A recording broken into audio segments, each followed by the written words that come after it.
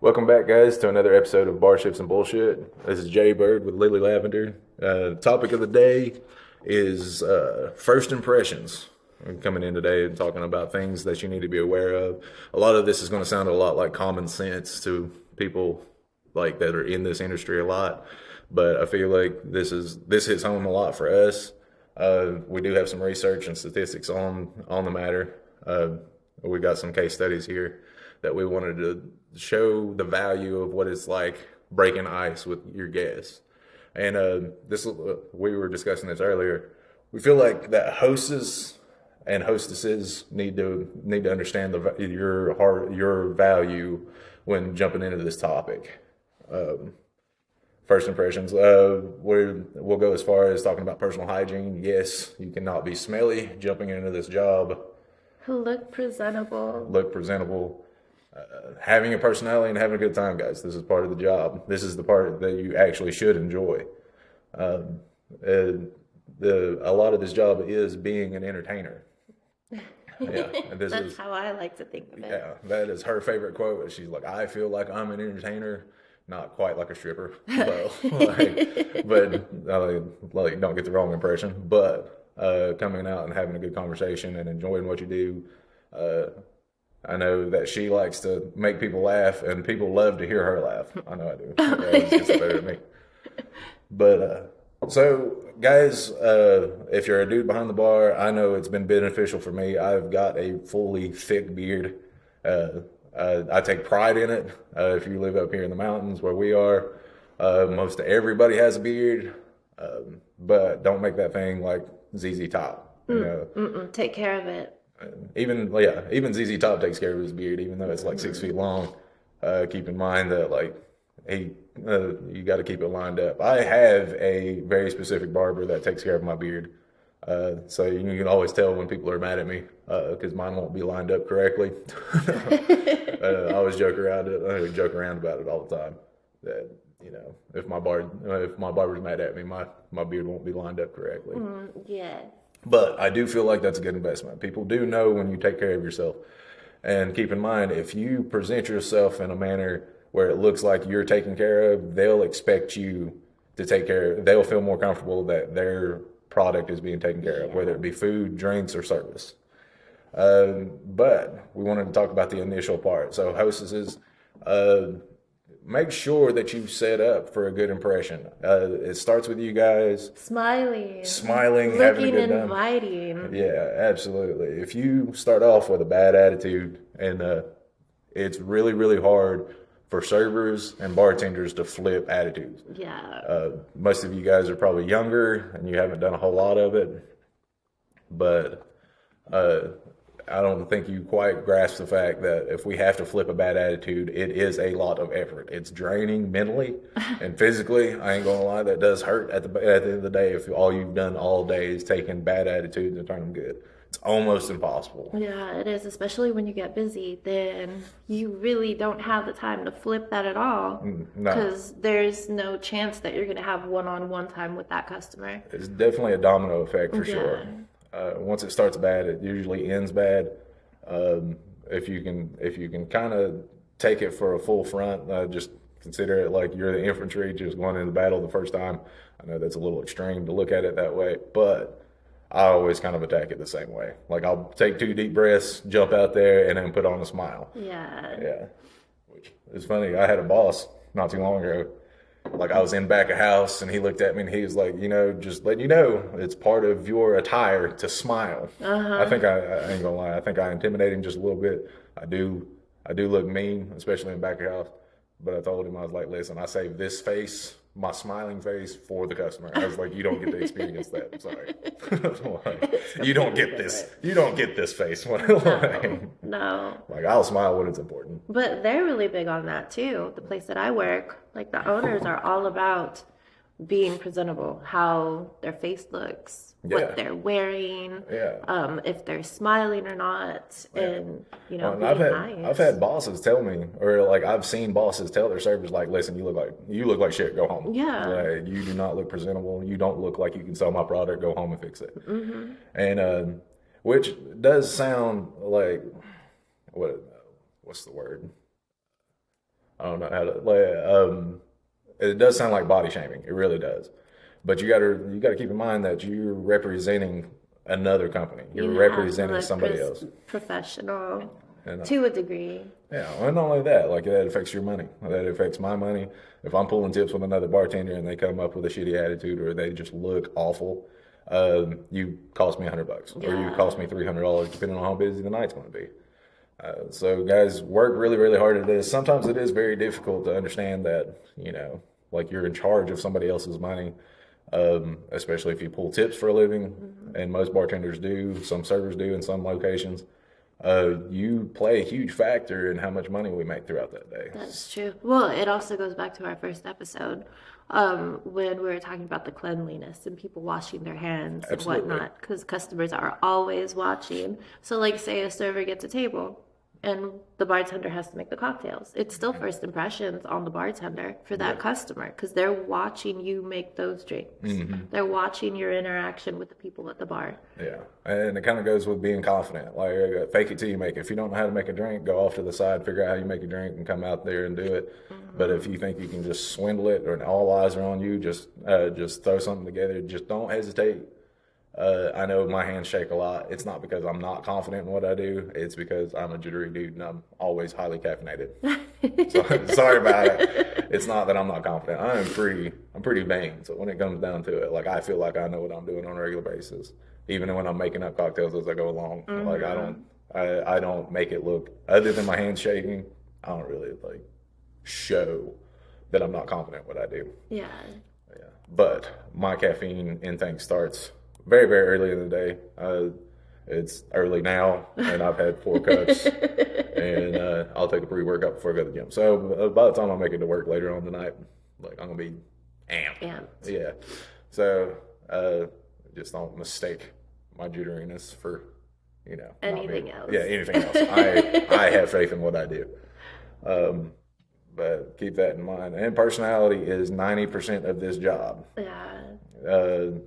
We have an article that we were addressing earlier today about how flipping an attitude takes more effort than like just initially taking care of it. And that's why we started off with hosts and hostesses, because it starts when the customer enters the door. Who do they first see? Their first interaction is with the host or hostess. And then from there on, it just depends on what they've gone through at that place. And guys, kill them with kindness. Like if they walk up to you and they're already shitty and they already have a bad attitude, that is human nature. You're going to see that more often than not, especially for the guys and girls that work in fine dining. You're gonna reach another level of attitude. They expect things a certain way. Like I said, kill them with kindness. Never tell the guests no. Just find an alternate solution.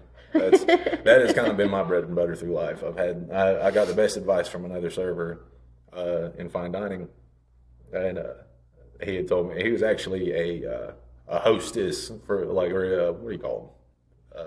For a casino, a concierge, casino concierge.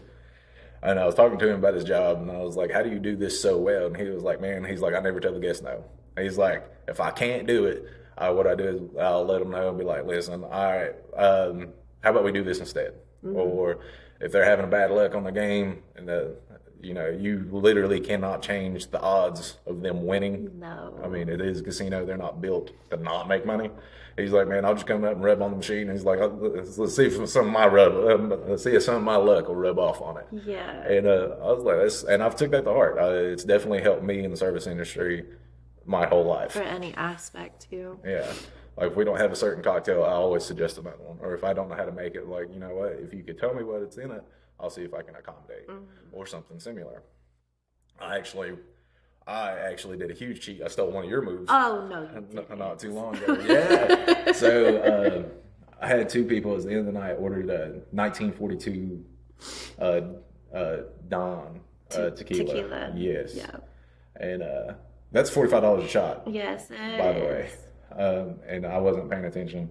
I poured 2 shots, and they both asked, and they were like, "Throw a little bit of lime juice in there and chill it." What? And I did. Give the customer what they want. She drank it like a champ. Like she loved it. But he was not a fan. He's like, "That is really, really sour." And I was like, and before I even thought, and I was like, I'll tell you what, I was like, let me experiment real quick. And I was like, I bet I can make that to your liking. I was like, if I can't, I'll just pour you another shot, man. Just straight up. And it didn't dawn on me that shot. You're taking risks when you do that, by the way. Yes, you are. So you're taking the risk. Like, I did give the customer what they want. I could have made him drink it because that's what he paid for. But I took the initiative and the risk. So and people mistake that all the time. Like, if you're taking the risk to fix a cocktail and they don't like it, you're sabotaging yourself to pay for a different cocktail. Big time. So keep that in mind. And I did. I took the risk. I was like, if you don't like it after I make it this way, I was like, I'll make you another shot, straight at, and then give you lime juice. And I didn't as a bag. And he was like, all right, man. He's like, see what you can do. And I was real cocky about it, And I put ginger ale in. Splashed ginger ale and rolled it. And he looked at it and he was like, oh man. He's like, that's awesome. And it's just my confidence alone, I think, sold that cocktail. And he was like, yeah. He's like, well, that's your drink now. And he's like, you put some rocks in there, that'd be nice. I was like, yeah, man, I'll take care of it. And she just started, and his wife started laughing. She was like, what'd you do to it? I was like, nothing, man. I just put ginger ale in it. And she just died laughing. But side note, man, if you want to control bitterness and sour, like if things are too sour, too bitter, or anything like that, you can always dial it down with some kind of soda. I suggest like a Sprite or a ginger ale is usually the best way to go. That is one of the many tricks that I stole from you. Yes. And it has helped me tremendously throughout life. Several times over. I've made sour mixes that's too bitter, or some people that's just not used to having sour mix in their cocktails. Adding soda, like soda water helps. If you want to just dial down like bitterness, soda water helps. That carbonation kind of distills it a little bit. It makes it settle. Well, see, then there's the confidence aspect. That's first impressions. Like, have you ever had them as a customer before? Yeah.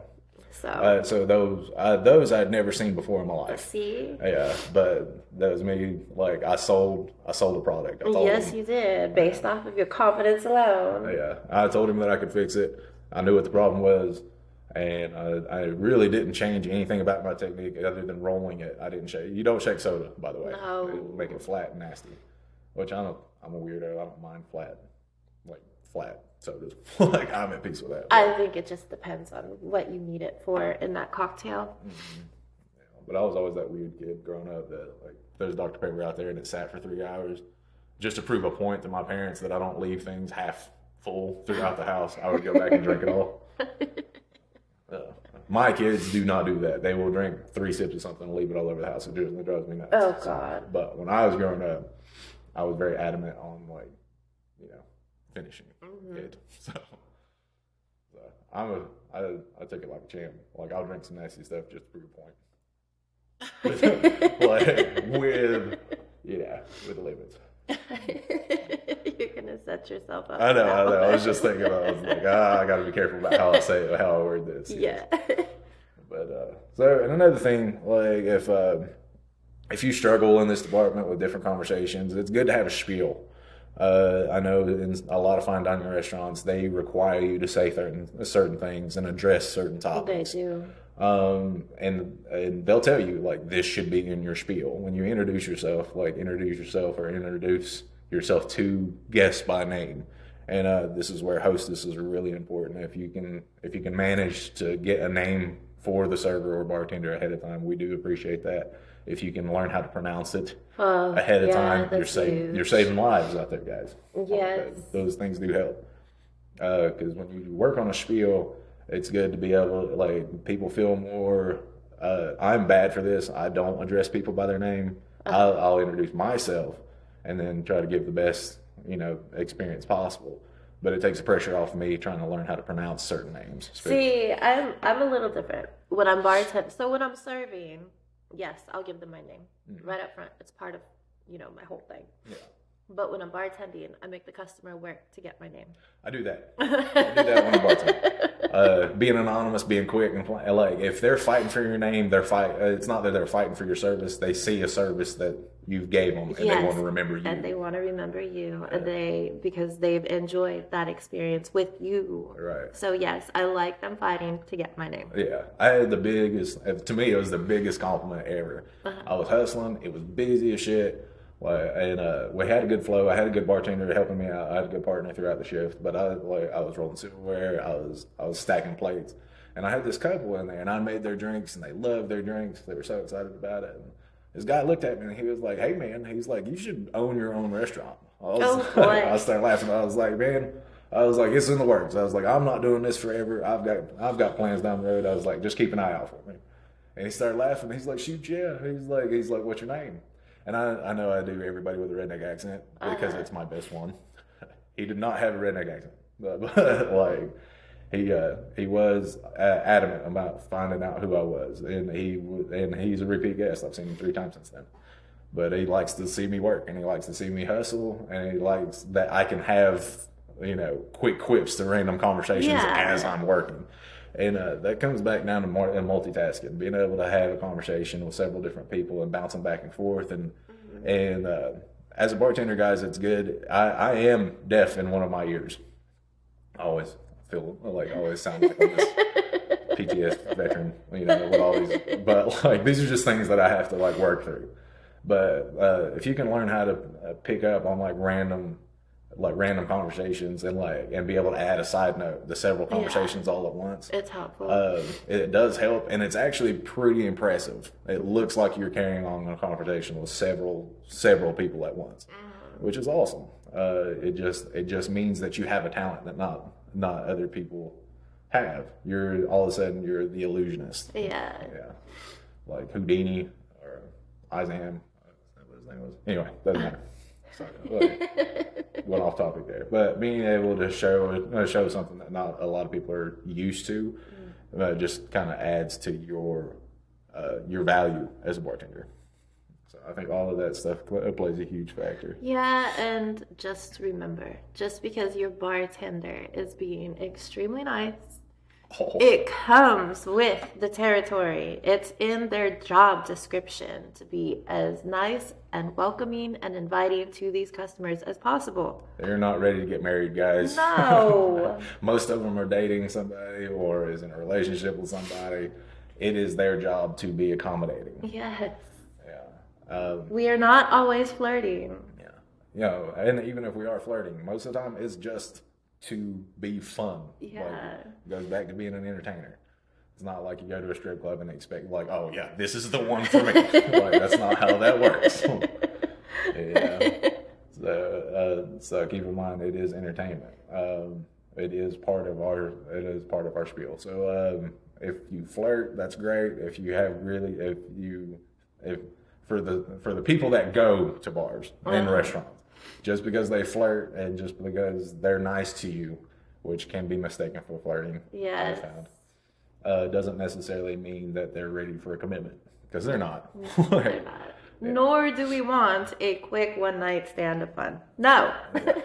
You're not the first person to ask, nor to offer. No.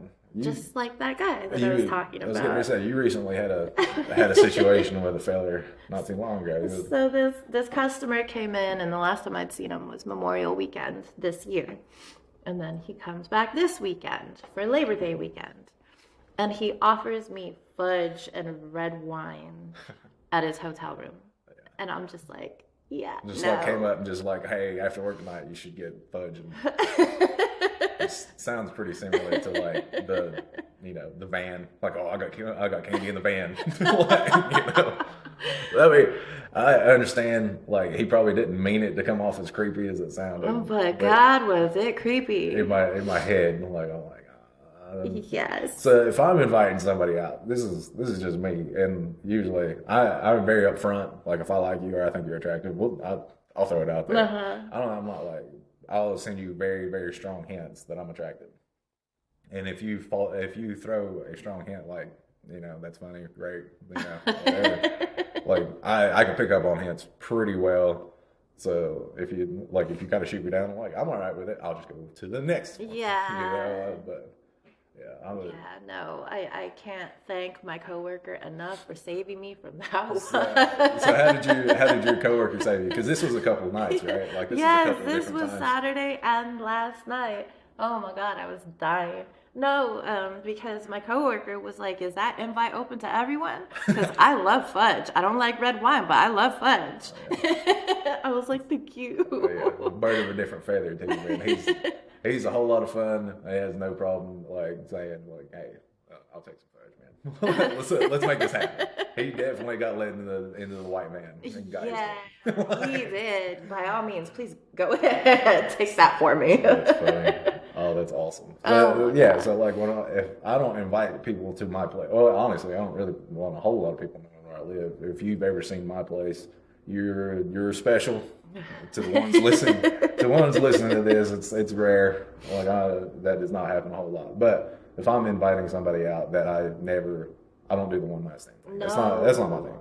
So if I'm inviting somebody out, it's usually to a public place, so it's not creepy. Yes, Like, no, like your invite. Oh my God, I don't know how many hotel room keys I've Me been too. given That as was- a tip. I'm like, Yeah. I don't want that as a tip. I'm gonna trash this. Yeah, like I'm here for a reason, man. I'm not to be greedy, but I want money. No, not definitely not being greedy, but definitely money. That's what it's about. I don't want your hotel room key. I don't care how much money you make a year. I don't care what you do for a living, and I don't care who your contacts are.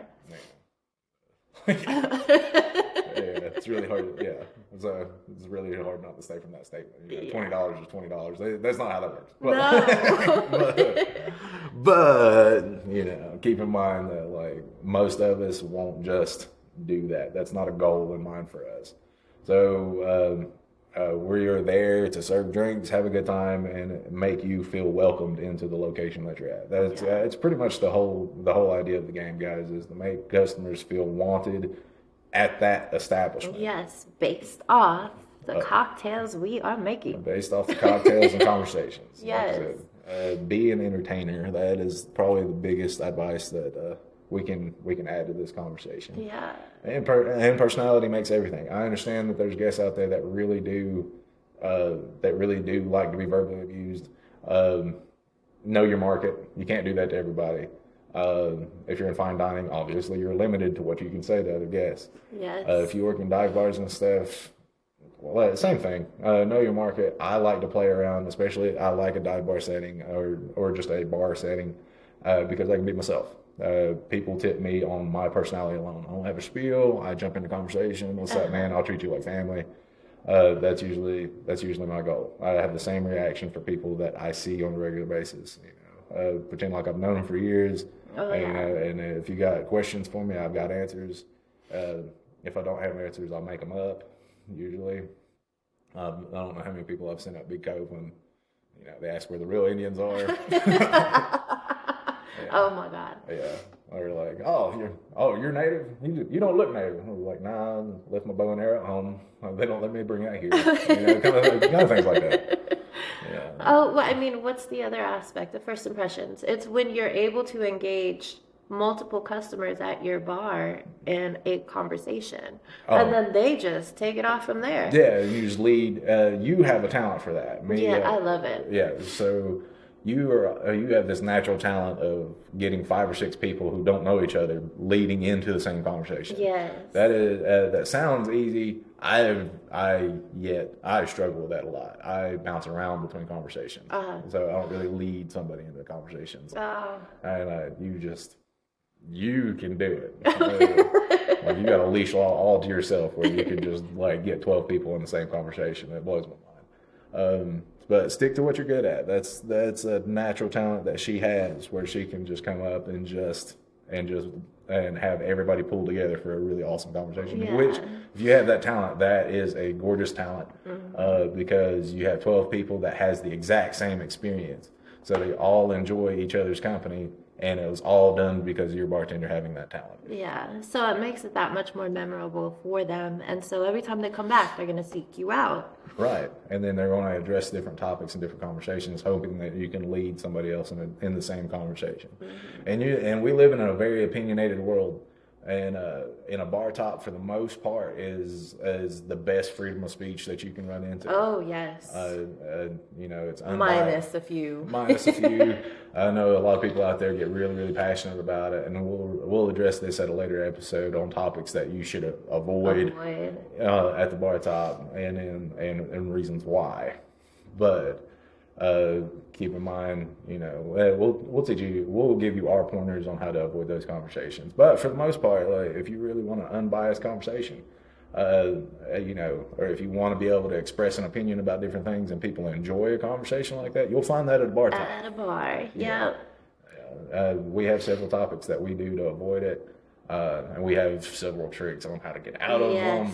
How to see your way out of a conversation. Yeah. That's going to be pretty good. You'll hear it, like, when we come up on that episode, it'll sound very liberal from a bartender standpoint, but you got to understand that's what we have to do. That is the goal of ours. But stick to what you're good at, guys. I do not follow sports. I know that sounds weird. I play sports. I enjoy it. I played sports all through high school. I try to play sports now. I try to stay active.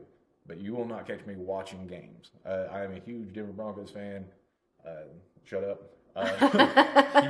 Huge Denver Broncos fan. When I can catch a game, I'll watch it. But like watching the draft, you'll not see me do that. You'll not watch me watching baseball. So statistics and all this stuff, and the batting percentages and all this stuff, you won't find me knowing that information. Mm-mm. I'll let you know my experience with it, and like back in my day, I can give you those conversations to the end of the world. But like I'm a history buff, so that's what I enter into conversations. Mm-hmm. That's usually what I'll address, and I really, really thrive and love my heritage and where I come from.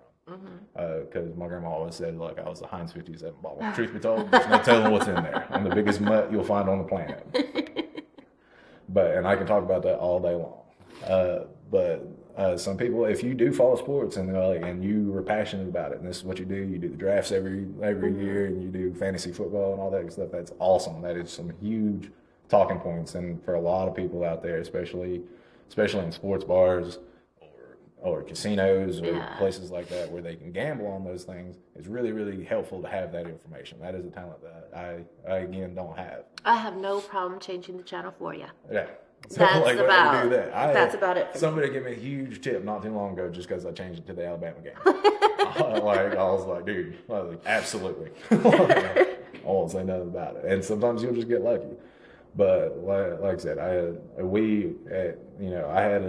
bartender that could talk sports with him all day long, and that's his thing. He knows everything that's going on during the games. But you won't get that from me. But we did talk about him being from Alabama for about another 30 minutes, and traditions, from Alabama.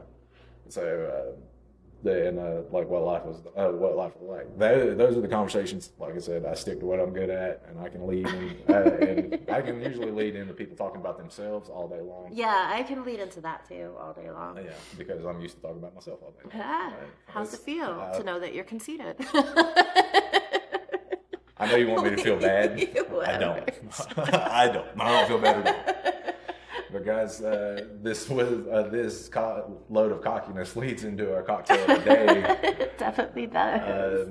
So I did address it last week. It's your turn to address it this week. What? How to make a margarita correctly? Do it to it. Oh, man. So it goes in a 10-ounce margarita glass. Find any glass that fits 10 ounces in it. Do not use a pint glass. Do not use a short whiskey glass or a Collins glass. It goes in a 10-ounce margarita glass. Some of them look like big rocks glasses. Yes. That is okay. That is. Those are 10 ounces. But if you have a 12-ounce glass and that's all you have, keep in mind that you got to shy from the 2-ounce rim at the top. So sometimes it won't look full. You can always add more ingredients, which you're supposed to address. Okay, those ingredients to fill up the cup, but keep in mind it does mess with the cocktail. So a typical margarita in the States, they make it with sweet and sour mix. So it's half an ounce of simple syrup with a 2 ounces of sour mix. Then you've got your shot of tequila, and you have your triple sec or whatever you want to use. You shake it all up and put it in a glass that's rimmed with salt. Shake it. You definitely shake it because it's got citrus in there. But Now here's how I make it to make it taste better and shy away from using sweet and sour mix because I hate pre-made mixes. Just has a whole different flavor. So what they did in Mexico, this goes back to classic margaritas, is they just use a lime, an orange, and that's it with your tequila and triple sec. But they didn't even use triple sec because they had the lime and the orange. Oh, yeah. That's it. And they made sugar water, simple syrup. Interesting. Yes. I usually add like a splash of orange juice even when I got triple sec in it. See, but that's what we do here. Yeah. That's not what they had there. I mean, that's fair. So how I make mine is 1 lemon wedge, 1 lime wedge, and 1 orange wedge. Put it in a shaker and you muddle it with half an ounce of simple syrup. And then shake it all up together with your tequila and your triple sec and a splash of lime juice. And then you pour it into a margarita glass and top it with a splash of orange juice. Trick of the trade, guys. If you are going, it does sound like a lot of work to muddle all that, but it does. The more work you put into a cocktail usually means the better the cocktail. So if you muddle fresh fruits into your product, it will come out better. That's a guarantee. Yeah, the flavors are way better, and you're gonna have those bartenders who say that they hate muddling and that they will do everything to avoid muddling. But keep in mind that if you use sweet and sour mix, they do involve the rind in their mixes. They don't peel it. They don't shuck it. It is pre-made with the rind in there, so it's going to add extra. Yes, that is which will affect the consistency of your cocktail. Trick with muddling and all that stuff, though, you're going to add in all your liquids, shake it up with ice. I pour it back over rocks. Yeah. Because it kind of increases the volume of your cocktail. And that seems to help me out a lot, especially if you're making 2 of these at one time in one shaker, or 3 if you're like this one right over here that has talents that like she lets escape a lot of people. Nobody needs to know about me. So I poured over rocks. It does increase the volume of your cocktails and makes it look more professional. It does fill up the glass all the way to the top when you do those things. And these cocktails are sent with salt. So make sure you address your guests. This is a request thing. I always ask my guests if they want salt on the rim because some people are picky and some people are trying to be lighter, so they think that taking salt off of the rim is less calories. I may be wrong. God, I hate skinny margaritas. I hate them with a passion. Yeah, no simple. They're very, very bitter. Yes. Bitter cocktails. But guys, that's about all we have today. Please stick around for our next episode. It's going to be on accents. Ooh, and if it's going to be fun. Yeah, accents. We will have a guest appearance for this. Please stay tuned for this one.